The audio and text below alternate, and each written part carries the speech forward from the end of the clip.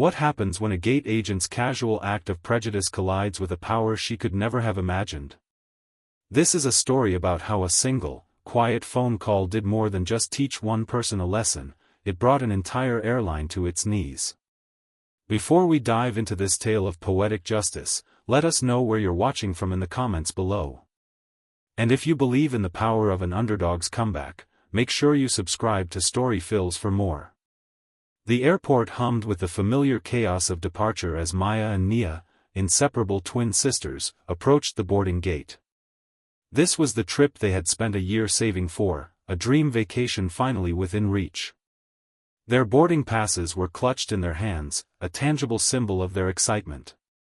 But beneath the surface of their joy was a subtle tension they knew all too well, the awareness that sometimes, the world saw their skin color before it saw them. As they reached the front of the line, they offered the gate agent warm smiles and their documents. Instead of a routine scan and a welcoming nod, the agent's smile vanished. Her eyes lingered for a moment too long, not on their tickets, but on their faces, their braids, their dark skin. With a slight, almost imperceptible sneer, she shook her head. "I'm sorry, there seems to be a problem with your tickets," she said, her tone dripping with false politeness.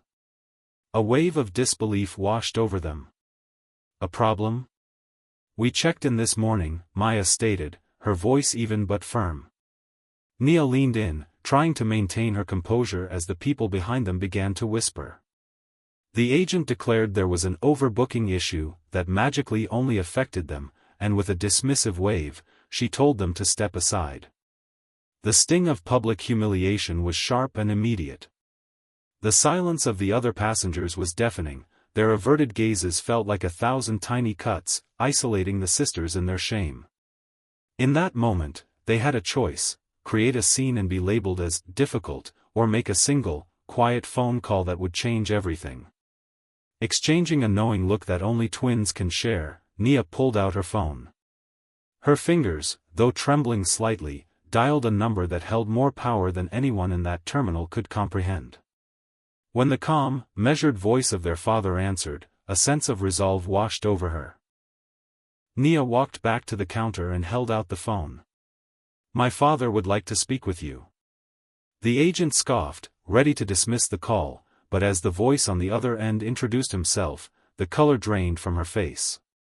He wasn't just any dad, he was Marcus Thorne, the CEO whose logistics corporation was the airline's single largest and most lucrative partner. The power dynamic didn't just shift, it shattered.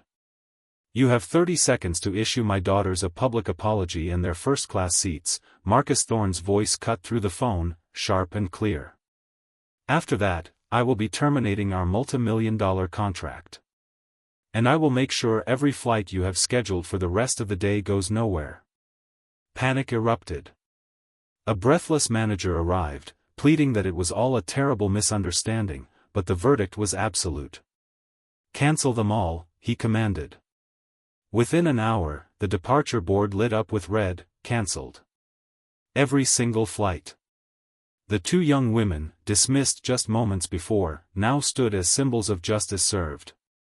Their father's call wasn't just about revenge, it was a lesson in consequences, a stunning display of poetic justice that reminded everyone that dignity is not negotiable.